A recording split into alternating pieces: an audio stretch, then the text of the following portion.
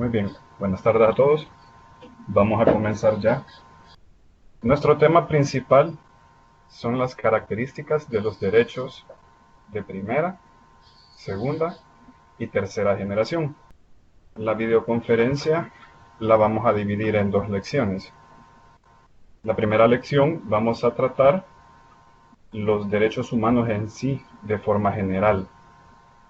Y en la segunda lección vamos a hablar en específico de las generaciones de los derechos humanos. Vamos a tratar de explicar las diferentes características que tienen los derechos humanos, tanto en su ámbito general como en específico, de las primeras tres generaciones de los derechos.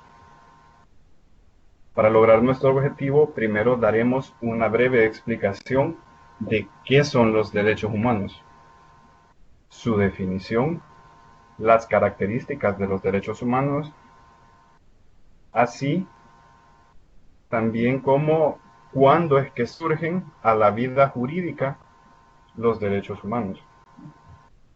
Una vez abordado todo el tema general de los derechos humanos, vamos a pasar a ver las características en específico de cada una de las generaciones de los derechos humanos.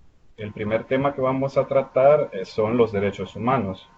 Vamos a ver qué son los derechos humanos, sus características generales y las categorías de los mismos. El primer tema que vamos a tratar es ¿qué son los derechos humanos? Los derechos humanos son las libertades fundamentales que tiene una persona por el simple hecho de haber nacido. O sea, solo basta que la persona haya nacido para poder ser acreedor de los derechos humanos. Fueron creados por la Asamblea General de las Naciones Unidas en 1948 y están agrupados en la Declaración Universal de los Derechos Humanos. Pero en sí, ¿qué son los derechos humanos? ¿Cómo podríamos definir nosotros los derechos humanos? La Organización de las Naciones Unidas nos da una definición de los mismos. Los derechos humanos, dicen las Naciones Unidas, que son los derechos que son intrínsecos a nuestra naturaleza y sin los cuales no podríamos vivir como seres humanos. ¿A qué se refiere las Naciones Unidas con esto de que son intrínsecos? Las cosas son intrínsecas cuando tienen una característica propia de ella misma, algo que se expresa por sí mismo y no depende de ninguna otra circunstancia para hacerlo. Mencionan también las Naciones Unidas que los derechos humanos y las libertades fundamentales nos permiten alcanzar un desarrollo pleno y hacer uso de nuestras cualidades humanas, nuestra inteligencia, nuestro talento y nuestra conciencia, y satisfacer nuestras necesidades espirituales y de otra índole. Están basados en la creciente exigencia de la humanidad de una vida en la que se respeten y protejan tanto la dignidad como el valor inherente de cada ser humano. En cuanto a la dignidad humana, la dignidad humana es un valor, es un derecho innato, inviolable o intangible de la persona. Es un derecho fundamental y es el valor inherente al ser humano, porque es un ser racional, simplemente por eso. Y es capaz de crear cosas cuando nacen los derechos humanos. Los derechos humanos están integrados, por decirlo así, en la Declaración Universal de los Derechos Humanos que se proclamó en la Asamblea General de las Naciones Unidas. En total se tienen o se tenían 30 derechos, ahora se está hablando de que se van a incluir más, pero ¿es aquí donde nacen estos derechos? ¿Alguno de ustedes quisiera dar su aporte sobre si creen que es en la Declaración Universal de los Derechos Humanos donde nacen los derechos conocidos o como los conocemos ahora? Si alguno de ustedes quiere participar, puede hacerlo con el micrófono o escribiendo un comentario. Les voy a dar unos 10 segundos para ver si alguno de ustedes se anima. dice Ruth Fernández que los derechos humanos han existido siempre. Es correcto. Los derechos humanos no nacieron con la Declaración Universal de los Derechos Humanos. Desde que nosotros nacimos como seres humanos, hace miles de millones de años, hemos tenido algo que anteriormente se llamaba derecho natural, que ya dentro de poco vamos a hablar sobre eso. Fue hasta que un personaje de la historia, conocido como Ciro el Grande, conquista Babilonia, que en ese momento él hace una declaración hasta ese entonces impensable. Nadie en ese momento hablaba de esto. Dijo Ciro el Grande: los esclavos van a ser libres desde este momento y vamos a permitir que cada persona, sin importar cuál sea su condición o de qué raza sea, va a tener derecho a ser libre en elegir su religión o la religión que quiere profesar. Estas proclamas fueron guardadas en lo que se conoció como el cilindro de Ciro. Ese cilindro de Ciro no se quedó estancado en Babilonia. Salió de Babilonia y llegó a Grecia, después a la India y después a Roma. Estando en Roma, en Grecia y en India, descubrieron que las personas obedecían a ciertos derechos que ya tenían y que no necesitaban estar plasmados en un ordenamiento jurídico o que un gobernante dijera que tenían que respetarse esos derechos. Simplemente las personas los respetaban porque los tenían que respetar. Y a esto le llamaron derecho natural. El derecho natural es todo aquel que la persona sabe que lo tiene porque allí está. No fue hasta 1000 años después que en Inglaterra el rey de ese momento reconoció los derechos y proclamó lo que nosotros conocemos como la Carta Magna. Pero no bastó con eso en Inglaterra. Un grupo de personas emigraron y se dirigieron a lo que hoy es Estados Unidos de América. Y con la independencia de Estados Unidos de América nació esto que todos conocemos, que es: todos los hombres son iguales. Pero no solo en Inglaterra y en Estados Unidos se dieron estos fenómenos, también en Francia. En Francia se dieron una serie de revoluciones que llevaron a la proclamación de lo que anteriormente se conoció como derecho natural, pero ya no era en específico algo, sino que ya los generalizaron los franceses, y ya lo que en Roma se llamó derecho natural, ya en Francia se pasaron a llamar los derechos naturales. Ellos tenían un listado muy grande de derechos y los reunieron en un solo cuerpo, y así fue que se proclamaron los derechos naturales. Pero esto solo se quedó en Europa. Mientras que en Europa se reconocían los derechos naturales, en todo el resto del mundo no existía tal cosa.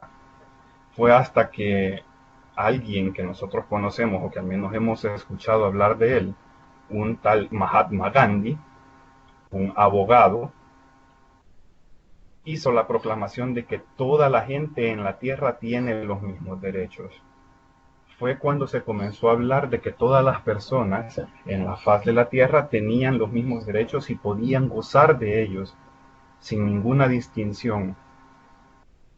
Pero los derechos humanos estuvieron en peligro de extinción.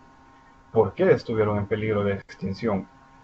2 guerras mundiales nos llevaron a una serie de atropellos y de violaciones de derechos humanos increíbles.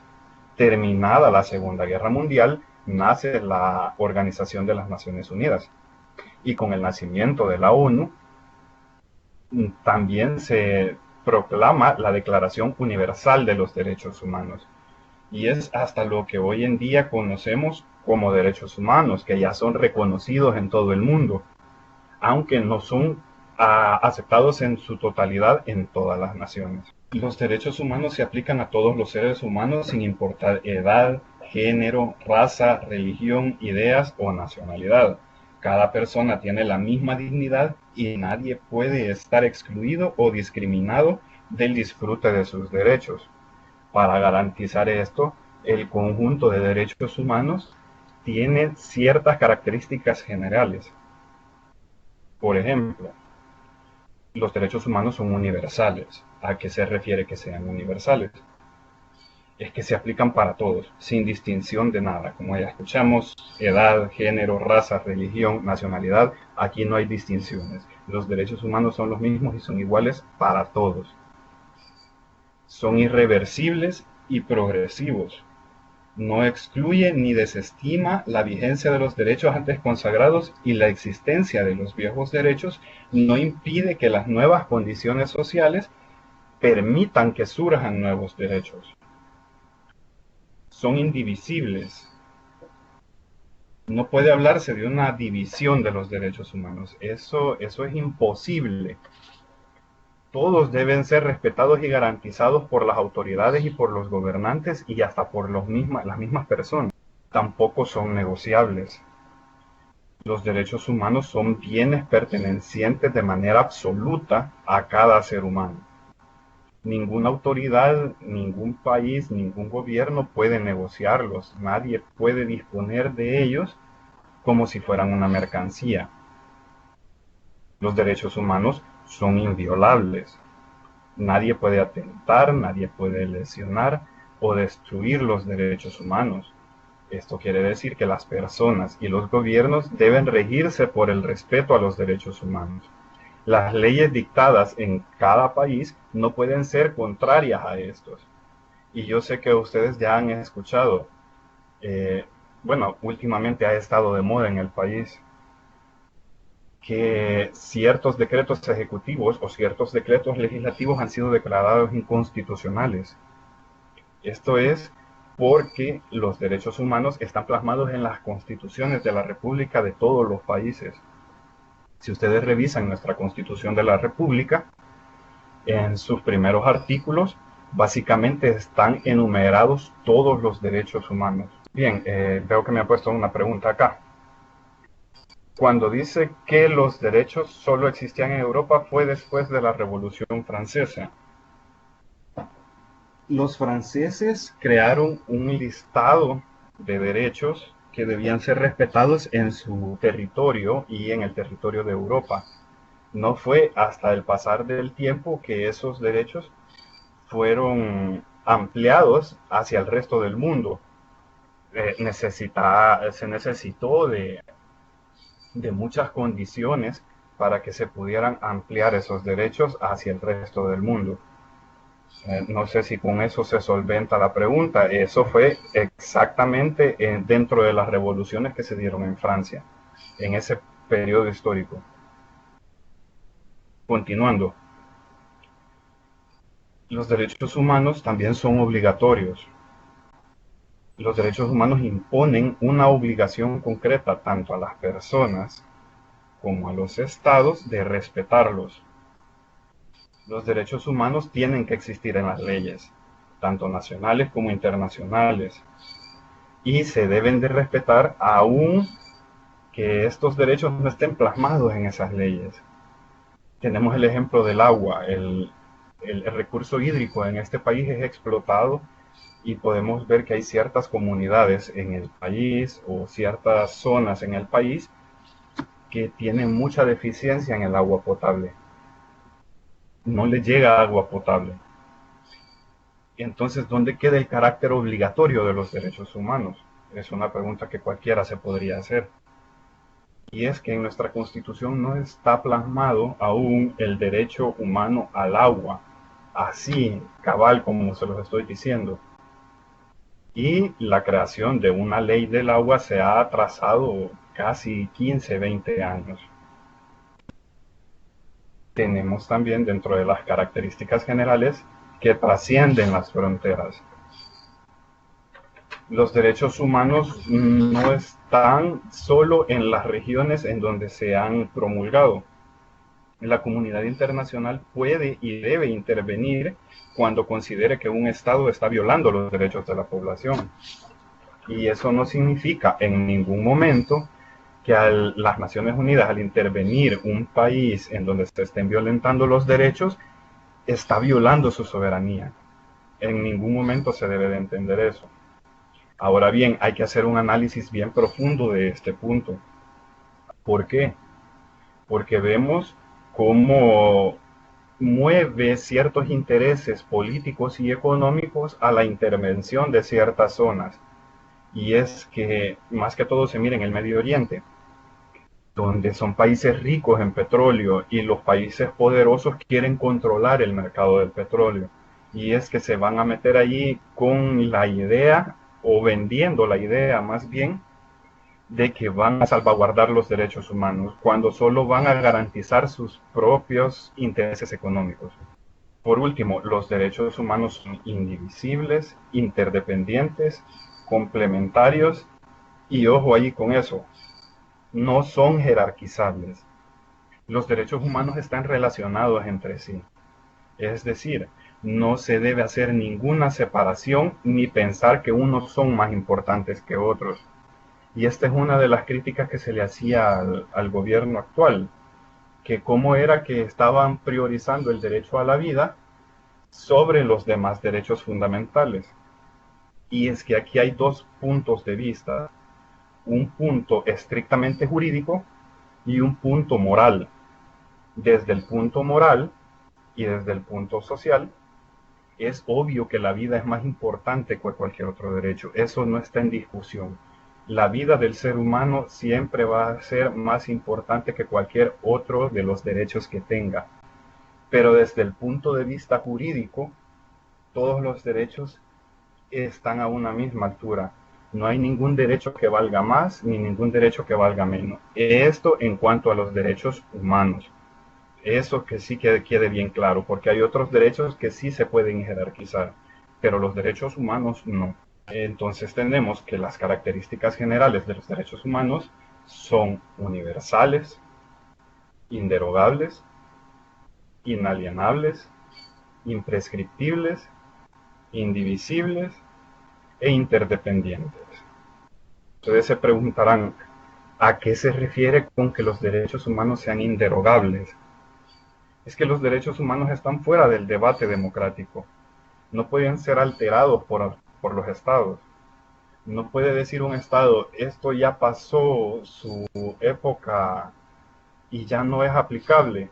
No, los derechos humanos son aplicables a pesar de que hayan pasado años y años y años y años y se creen derechos que se pueden tener como nuevos. ¿A qué se refiere con inalienables? Ya lo explicábamos. No pueden ser renunciados por las personas. Las personas no pueden decir yo no quiero mis derechos humanos. Y también se preguntarán ustedes, ¿qué significa que los derechos humanos sean imprescriptibles? Los derechos humanos no pierden su vigencia nunca.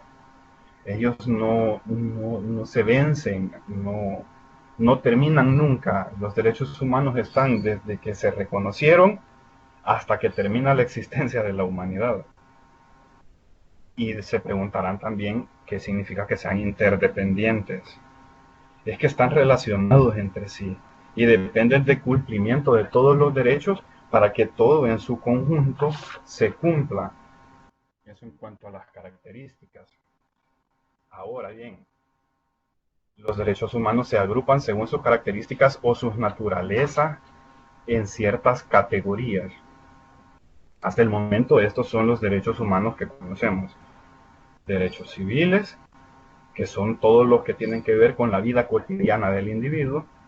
Los derechos políticos, que son las decisiones políticas de los países y el derecho que tienen las personas de intervenir en esas decisiones. Los derechos económicos, que son los que promueven la participación de los individuos en las actividades económicas, laborales y profesionales. Los derechos sociales, que tienen que ver con el bienestar y la seguridad social, y los derechos culturales, que tienen que ver con la vida cultural de la comunidad y a nivel nacional. Con esta división en categorías es que han ido surgiendo los derechos y así se agrupan. Es así que llegamos al final de la primera lección. Y en esta primera lección hemos aprendido que los derechos humanos son libertades fundamentales que tiene una persona por el simple hecho de haber nacido, sin los cuales no puede vivir como tal. Fueron creados, o al menos fueron reconocidos, por la Asamblea General de las Naciones Unidas en 1948 y están agrupados en un documento que se conoce como la Declaración Universal de los Derechos Humanos. También aprendimos que tienen características generales y se pueden agrupar según su naturaleza en civiles, políticos, económicos, sociales y culturales. Innato, ¿qué es innato? Es algo que tienen las personas desde el momento en el que nacen. A eso se refiere con innato. Bueno, entonces pasaremos al tema central de esta tarde, que son las características generales, las características de las generaciones de los derechos humanos. Vamos a ver las características de la primera generación de derechos civiles y políticos, de la segunda generación de los derechos económicos, sociales y culturales, y la tercera generación de los derechos de los pueblos. Como ya les mencioné, los derechos humanos están divididos en generaciones. La primera generación se acepta entre el siglo XVIII y el siglo XIX y se conocen como derechos civiles y políticos. El valor que defienden es el de la libertad. Su función principal es limitar la acción del poder y garantizar la participación política de los ciudadanos. Algunos ejemplos de los derechos civiles son el derecho a la vida, a la libertad, a la seguridad, a la propiedad. Y de los derechos políticos es el derecho al voto, a la asociación y a la huelga. La segunda generación son aceptados entre el siglo XIX y el siglo XX y se conocen como derechos económicos y culturales, sociales y culturales, perdón. Su valor es la igualdad, es el valor que defiende esta segunda generación y garantizan unas condiciones de vida dignas para todos. Esa es la función principal que tienen. Algunos ejemplos son el derecho a la salud, el derecho a la educación, al trabajo y a una vida digna. Y la tercera generación, que es una de las más nuevas, surge entre el siglo XX y el siglo XXI. Los tipos de derechos son de justicia, paz y solidaridad. El valor que defienden es eso, la solidaridad. La función principal es promover relaciones pacíficas y constructivas a nivel mundial y unos ejemplos son derecho a un medio ambiente limpio, a la paz y al desarrollo. Los derechos de primera generación o derechos civiles y políticos se llaman de primera generación justamente porque son los primeros que fueron consagrados en los ordenamientos jurídicos internacionales. Surgen a raíz de movimientos revolucionarios del siglo XVIII en Occidente. Y estas exigencias fueron consagradas como auténticos derechos y como tales difundidos internacionalmente. Los derechos civiles y políticos están destinados a la protección del ser humano individualmente, contra cualquier agresión de algún órgano público. Se caracterizan porque imponen al Estado el deber de abstenerse de interferir en el ejercicio y pleno goce de estos derechos por parte del ser humano. El Estado en cuanto a la primera generación de derechos debe limitarse a garantizar el libre goce de estos derechos, organizando tanto a la fuerza pública como a los mecanismos judiciales para que los protejan. Los derechos civiles y políticos pueden ser reclamados en todo momento y en cualquier lugar, pero hay una excepción a esta regla, y en nuestra Constitución se conoce como estado de excepción, que muchos de nosotros hemos vivido nuestro primer estado de excepción en estos tiempos de pandemia. Eso es en cuanto a las características. Fueron los primeros en ser reconocidos, limitan la intervención del poder en la vida privada e imponen al Estado el deber de respetarlos. Pero ¿quién es el titular de estos derechos?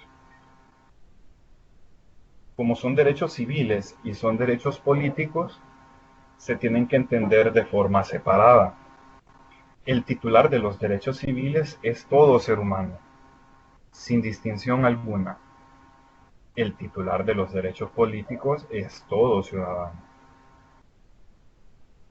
El que reclama el cumplimiento de estos derechos es cualquier individuo, sin limitante alguna, sin ningún tipo de restricción, todos pueden reclamarlos.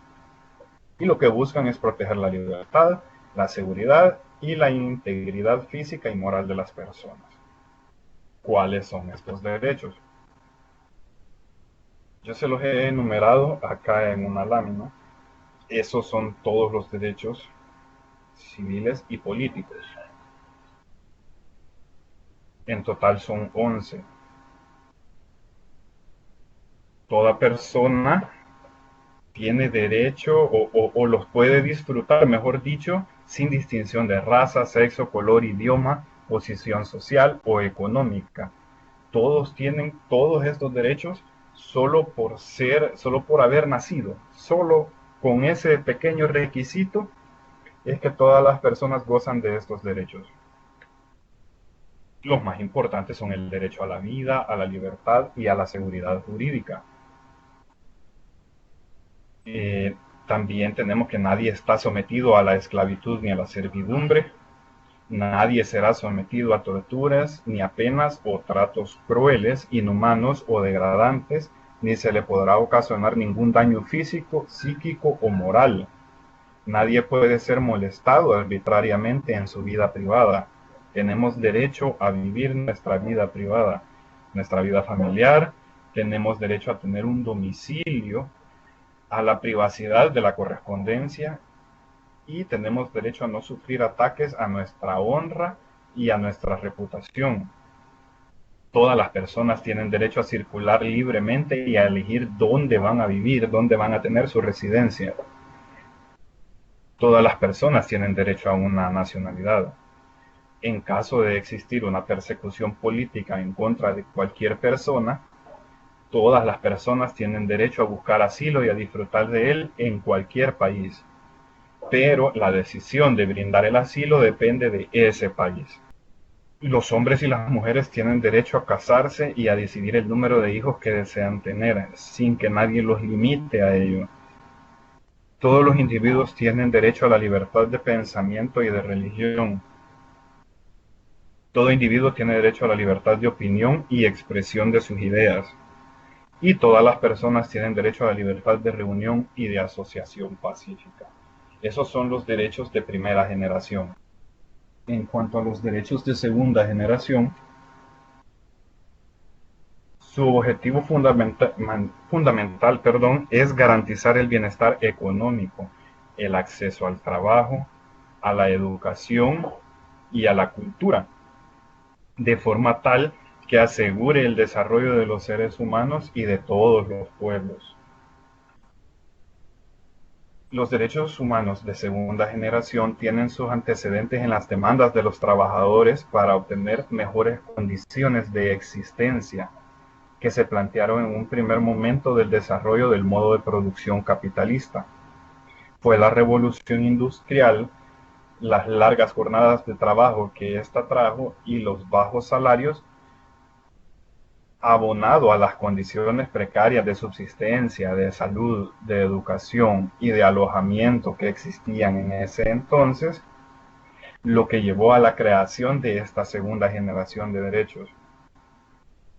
Los derechos de segunda generación se inspiraron en momentos anteriores a la declaración de ellos mismos. Se tuvo que pasar por una lucha de los llamados proletarios u obreros por mejorar sus condiciones de vida, tanto en las fábricas de Inglaterra, de Alemania como de Francia. Y no fue hasta que en Estados Unidos se dio el incidente del 3 de mayo de 1887, específicamente en Chicago, que se logra la jornada laboral de 8 horas y uno de los primeros logros de estos derechos de segunda generación.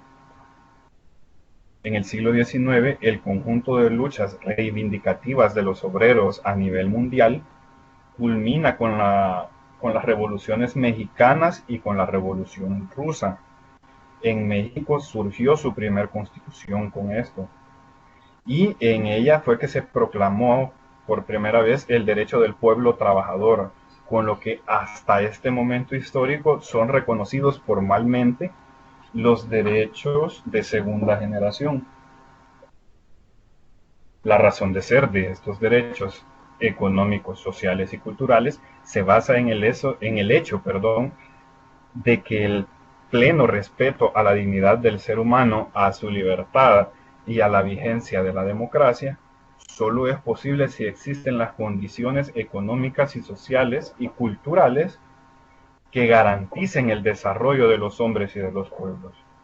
Es decir, que no se puede hablar de un cumplimiento de los derechos de primera generación si no se garantizan los derechos de segunda generación. La vigencia de estos derechos se encuentra condicionada, por lo tanto, a las posibilidades reales de cada país. Pero esto no limita al país a escudarse en que no va a garantizar estos derechos solo porque no tiene las condiciones necesarias para cumplirlos. El Estado tiene que buscar las condiciones, tiene que crearse las condiciones para defender estos derechos. Su principal antecedente, como ya dijimos, son las luchas de los obreros y de los proletarios. La responsabilidad del Estado se amplía, se impone un deber de hacer. ¿Qué es esto de un deber de hacer?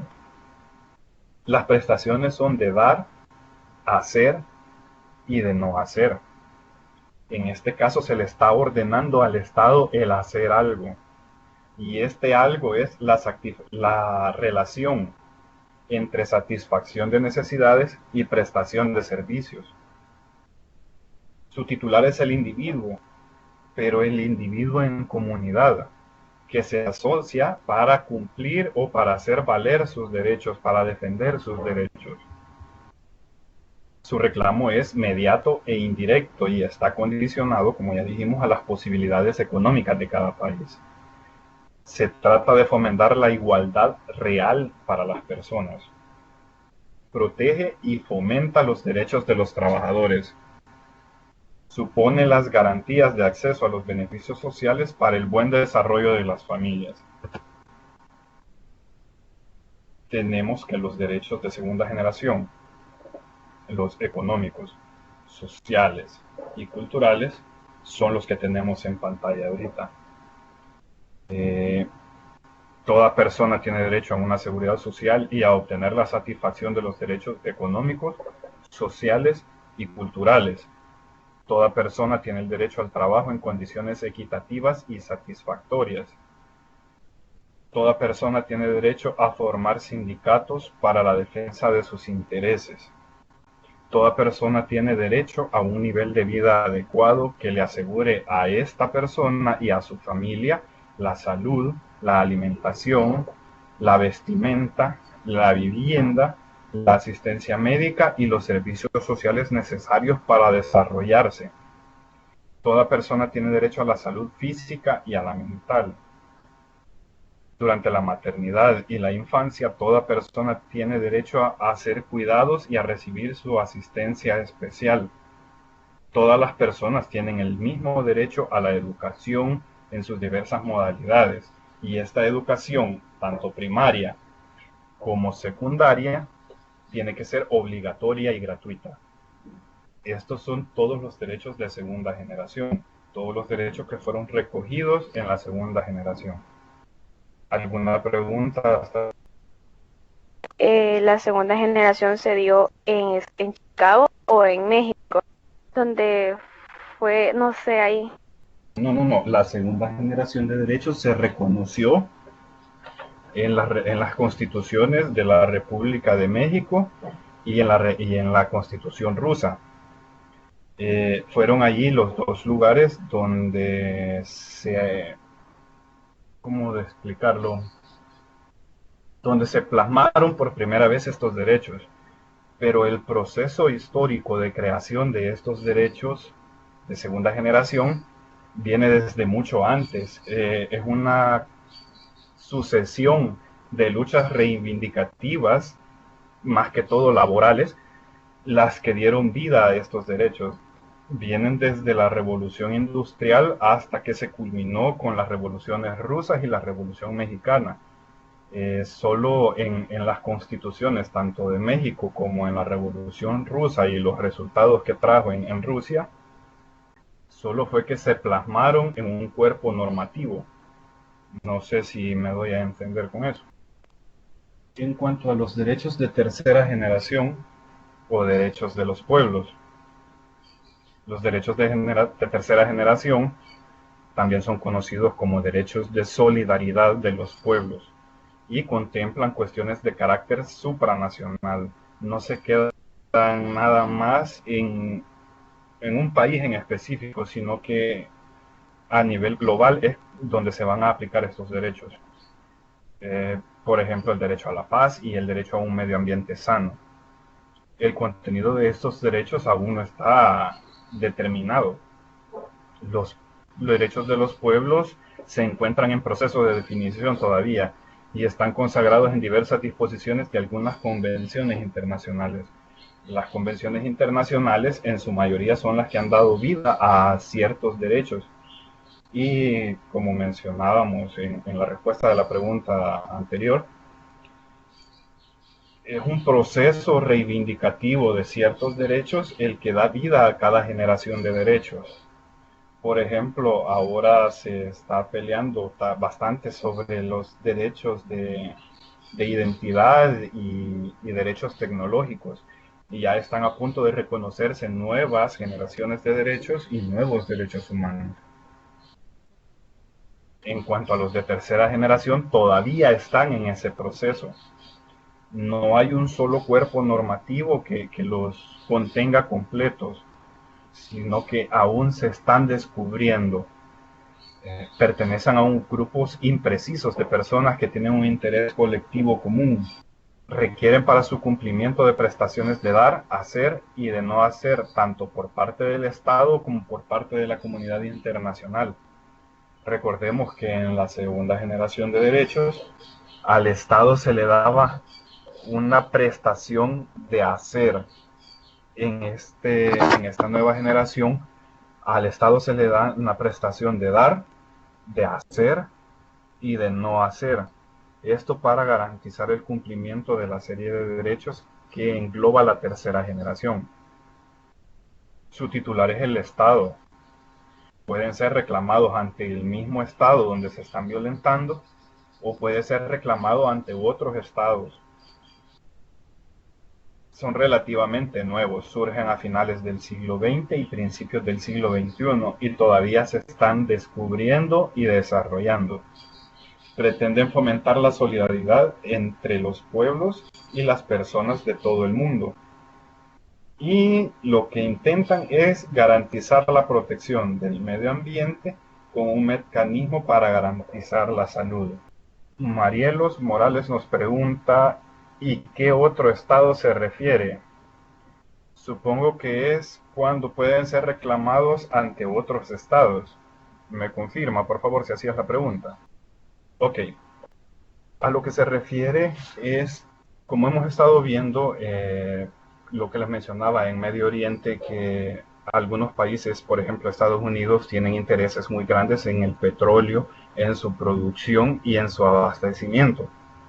Es por esto que países como Siria y como Afganistán y como Irak, que son grandes productores, han sido invadidos con la farsa, por así llamarlo, de garantizar los derechos humanos en esos países, de violaciones de derechos humanos en esos países y que se invaden para garantizar estos derechos humanos y para hacerlos cumplir.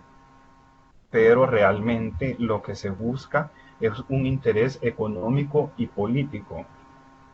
Estos estados o cualquier otro estado, al ser invadidos, puede reclamar estos derechos ante el Estado que los está invadiendo y ante organismos internacionales para que sean esos organismos internacionales los que presionen a este Estado que está invadiendo otro a que desista de hacerlo.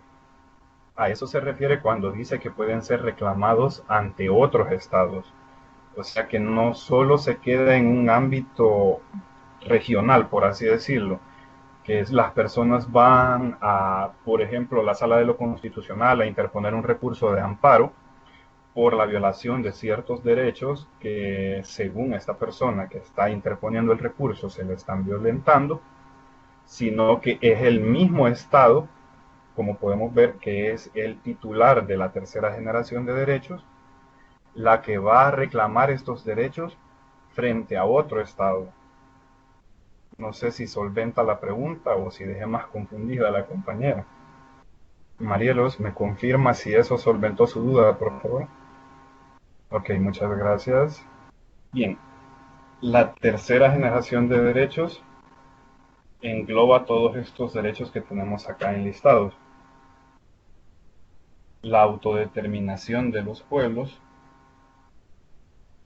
el derecho a la independencia económica y política, el derecho a la identidad nacional y cultural, el derecho a la paz, el derecho a la coexistencia pacífica, tanto en el interior de un estado como con otros estados, la cooperación internacional y regional, el derecho al entendimiento y a la confianza, la justicia internacional, el uso de los avances que han tenido las naciones desarrolladas tanto en ciencia como en tecnología en los países en los que no se tienen esos mismos avances o ese mismo nivel tecnológico, como lo podremos ver si en algún momento alguna de las potencias logra hacer una vacuna que prevenga el coronavirus que tanto nos está afectando.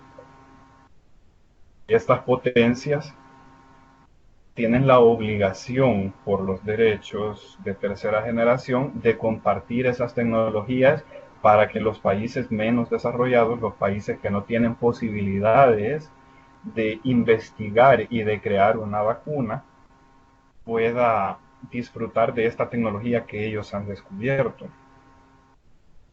La solución de los problemas alimenticios, demográficos, educativos y ecológicos, un derecho a un medio ambiente, el derecho al patrimonio común de la humanidad y el derecho al desarrollo, pero visto desde la perspectiva que garantice este desarrollo una vida digna. Lo que hemos aprendido hasta ahora en la segunda lección es que los derechos humanos no nacieron todos de una vez. Ha sido un proceso histórico el que ha ido dándoles vida jurídica, no vida en sí, sino que vida jurídica. A medida que pasa el tiempo van reconociéndose nuevos derechos humanos, los cuales vienen a satisfacer las necesidades que tiene el ser humano en ciertos momentos históricos.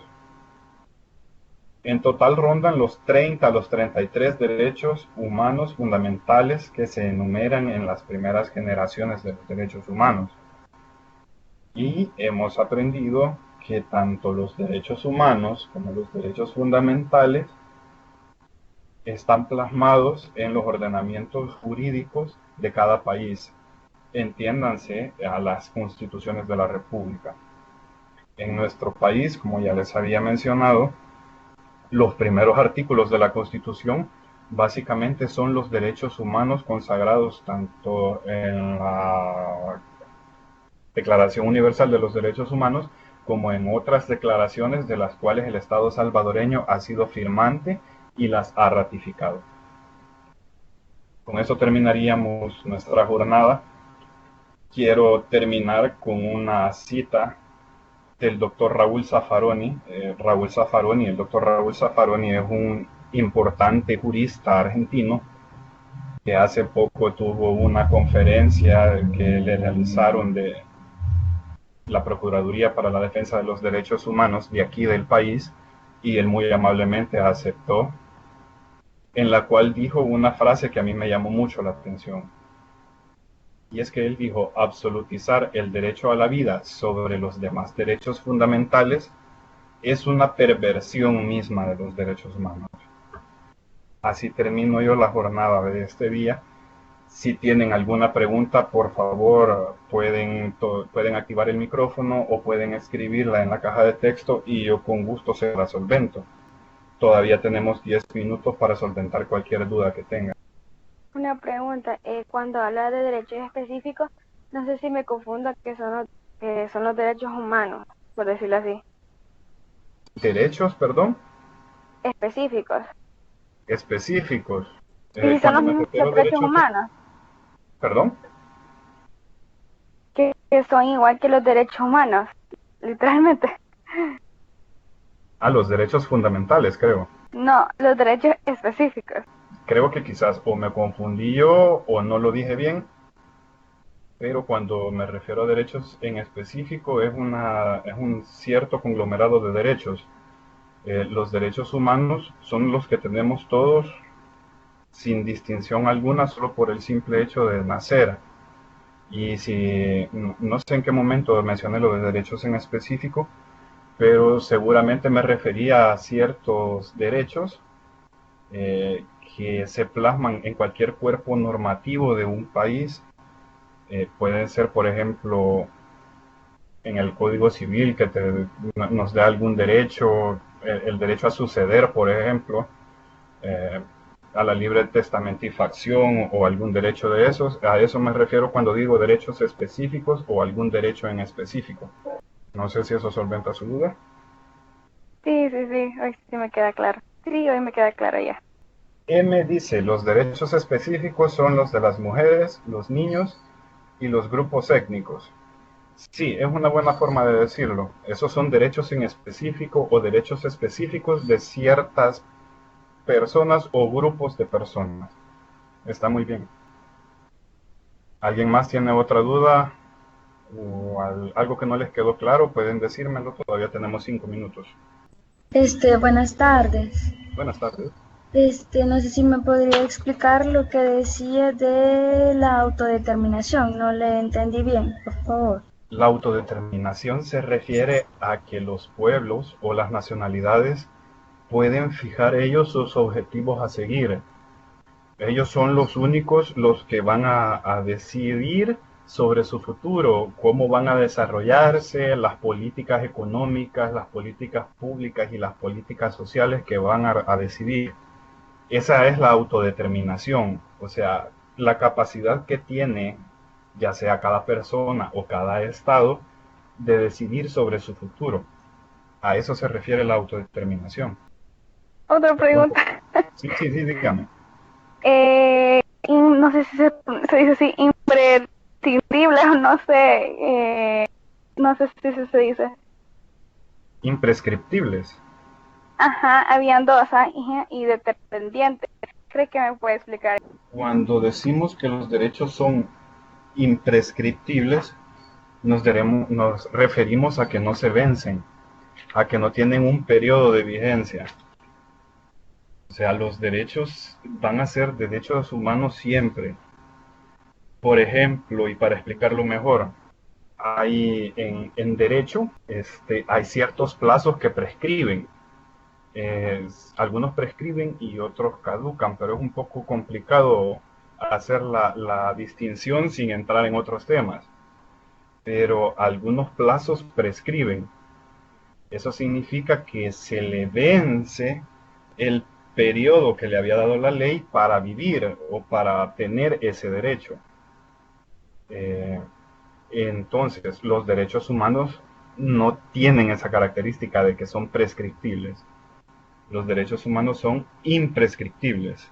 Y la otra me dijo, interdependientes, me dijo la otra, ¿verdad? Que los derechos humanos sean interdependientes significa que no dependen de ellos, de otros, perdón. Los derechos humanos pueden existir por sí solos, no dependen de condiciones o de otros factores para su cumplimiento. Y si en una región o en un país no existen las condiciones para su cumplimiento, es el Estado quien debe de crear esas condiciones para que puedan garantizarse estos derechos. A eso se refiere con interdependiente. No sé si queda solventada la duda. Sí, gracias. Abonando a eso, en los interdependientes, los derechos humanos están relacionados entre sí y se necesita que todos los derechos humanos se garanticen para que haya una armonía entre ellos. Es decir, si se quiere cumplir con un derecho, si se quiere garantizar un derecho humano, se tienen que garantizar todos los derechos humanos. Todos dependen de todos entre sí, pero no dependen de ningún factor externo para poder existir o para poder garantizarse.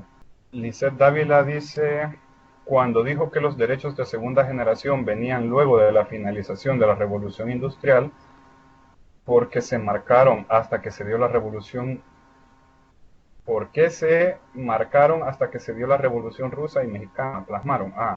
Es que el reconocimiento de los derechos humanos es una cosa y que se plasmen en un ordenamiento jurídico es otra muy distinta. En la Revolución Mexicana fue donde se plasmaron en un ordenamiento jurídico los derechos, pero ya estaban reconocidos de forma dispersa, por así decirlo.